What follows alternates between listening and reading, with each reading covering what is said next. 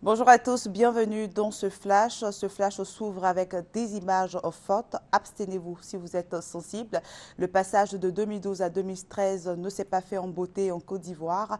Un deuil frappe la nation ce premier jour de l'an. Une bousculade survenue à la fin des feux d'artifice offerts au plateau par le district d'Abidjan a fait au moins 60 morts et 200 blessés. C'est aux environs de 4 heures du matin que le drame est survenu. Les blessés ont été évacués au CHU de Cocody par les sapeurs-pompiers. Le gouverneur du district d'Abidjan, Begré Mambé, était sur les lieux pour porter assistance aux blessés. Difficile en tout cas pour l'instant d'élucider les circonstances du drame. Personne ne sait exactement ce qui s'est passé. Je vous propose d'écouter les explications du colonel Sako Issa, commandant du groupement des sapeurs-pompiers militaires de Côte d'Ivoire. Surtout à la fin des feux d'artifice, le flux de personnes a créé ici au plateau, à l'entrée principale du stade Houphouët-Boigny, côté Assemblée nationale, une bousculade, une très grande bousculade qui a occasionné un bilan provisoire. On ne peut pas donner le bilan définitif pour l'instant parce qu'on n'a pas fini les reconnaissances. Un bilan provisoire, 60 personnes décédées. 60 personnes décédées, plus de 200 blessés. Dans la bousculade, des personnes qui ont été piétinées et étouffées par la foule. La tradition a été respectée hier. Comme chaque année, le président de la République a présenté ses vœux aux Ivoiriens. Il a annoncé pour cette année, l'année 2013, donc la redistribution équitable des richesses. Écoutons un extrait de son adresse. Mes chers compatriotes, chers frères, chères sœurs, la Côte d'Ivoire est au travail. Notre pays est aujourd'hui un vaste chantier.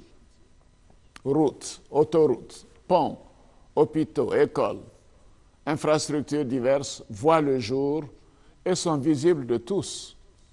Demain, ils seront au service de chacun d'entre nous. Et pourtant, j'entends dire que l'argent ne circule pas. Sachez cependant que l'argent travaille.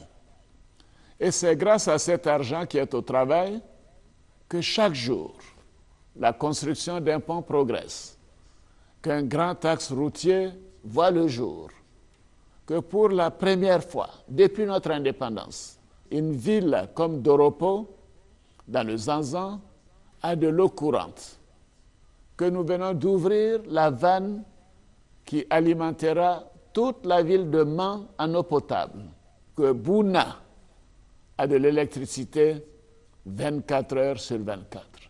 C'est encore grâce à cet argent qui travaille que 1900 kilomètres de routes ont été reprofilés, que des milliers d'enfants avec des kits scolaires gratuits étudient sur des bancs neufs, que nos universités ont été entièrement rénovées et équipées de technologies de pointe aux standards internationaux, que les dialysés sont désormais pris en charge avec moins de 2000 francs CFA, qu'un fonds d'appui aux femmes de Côte d'Ivoire a été mis en place pour le financement de microcrédits pour nos sœurs et pour nos filles, que nos villes sont plus propres car débarrassées de dépôts d'ordures sauvages.